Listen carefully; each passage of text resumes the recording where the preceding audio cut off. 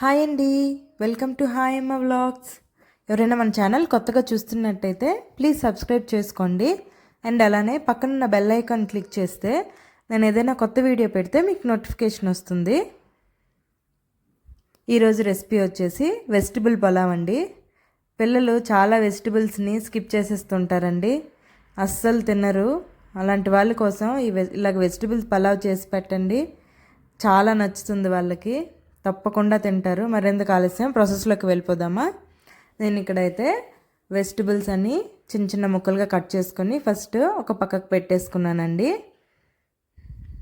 ఇప్పుడు స్టవ్ మీద ఒక కుక్కర్ పెట్టేసుకున్నాను. కుక్కర్ పెట్టుకొని ఇందులో 1 టేబుల్ స్పూన్ ఆఫ్ గీ వేసుకుంటున్నాను. ఇందులోనే ఒక 3 టేబుల్ స్పూన్ల దాకా ఆయిల్ వేసుకుంటున్నాను. ఆయిల్ కొంచెం హీట్ అయ్యాక మసాలా దినుసులు వేసుకుంటున్నానండి. ఇప్పుడు నేను చూపించిన విధంగా చెక్క, లవంగాలు, మిరియాలు, షాజీరా, యాలకులు, పువ్వు అన్నీ కలిపి వేసుకొని కొంచెం ఫ్రై అయ్యాక ఒక గుప్పెడు క్యాష్యూ నట్స్ తీసుకుంటున్నాను. అవి కూడా వేసుకొని కొంచెం ఫ్రై అయిన తర్వాత ఇప్పుడు ఇందులోనే ఒక పెద్ద సైజు ఉల్లిపాయని కోసుకొని వేసుకుంటున్నాను. అలానే ఒక టమాటాను కూడా ముక్కల్లా చేసుకొని వేసుకుంటున్నానండి. ఇప్పుడు ఇందులోనే క్యారెట్ పీస్ వేసుకున్నాను.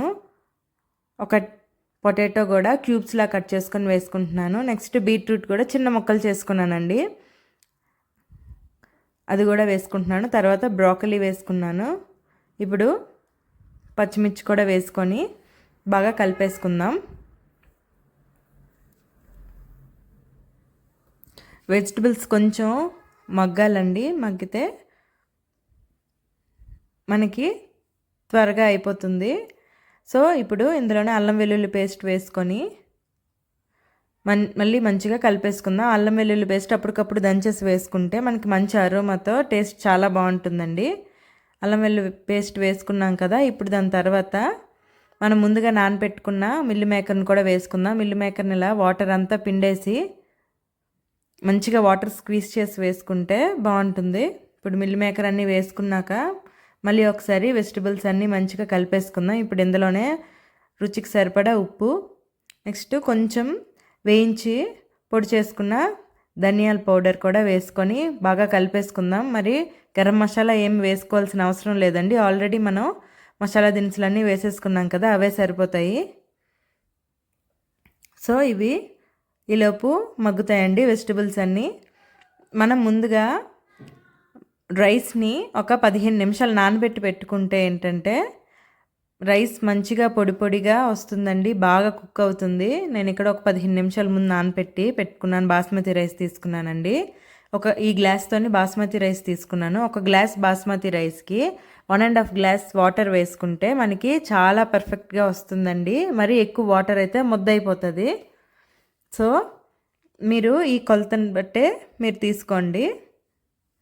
ఇప్పుడు వాటర్ అన్నీ కొలుచుకొని వేసుకున్నాక అందులోనే పైన కొత్తిమీర వేసుకొని ఒక 2 నిమిషాలు మూత పెట్టి ఉంచుతానండి, ఎందుకంటే వాటర్ కెరలాలి కదా. చూసారా, ఇప్పుడు వాటర్ మంచిగా కెరిలింది కదా. ఈ టైంలోనే మనం ఉప్పు కారం సరిపోయిందో లేదో చూసుకొని మనం ముందుగా నానబెట్టి పెట్టుకున్న రైస్ని అందులోనే వేసేసుకుందాం. వేసేసుకొని కొంచెం స్లోగా కలుపుకోండి, మరి గట్టిగా కలిపేస్తే రైస్ అనేది నాని ఉంటుంది కదా, ఇరిగిపోయే అవకాశం ఉంటుంది. కలిపేసుకొని ఇప్పుడు మంచిగా కుక్కర్ మూత పెట్టేసుకొని సిమ్ టు మీడియం పెడుతున్నానండి. నేను ఇక్కడ స్టీల్ కుక్కర్ తీసుకుంటున్నాను. సో నేను ఇక్కడ సిమ్ టు మీడియం పెట్టి ఒక విజిల్కి ఆపేస్తున్నాను.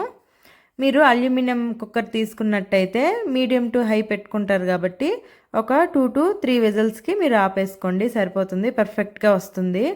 స్టీల్ మాత్రం ఎట్టి పరిస్థితుల్లోని హై ఫ్లేమ్ పెడితే మొత్తం మాడిపోతుందండి, లేకపోతే విజిల్ నుంచి వాటర్ కూడా వస్తుంది, మొత్తం అంతా పొంగిపోతుంది, స్టవ్ అంతా అయిపోతుందండి. సో స్టీల్ కుక్కర్కి ఎప్పుడైనా మనం సిమ్ టు మీడియంలోనే చేయాలండి, లేకపోతే మాడిపోతుంది, కింద కూడా అడువంటేసే అవకాశం ఉంటుంది.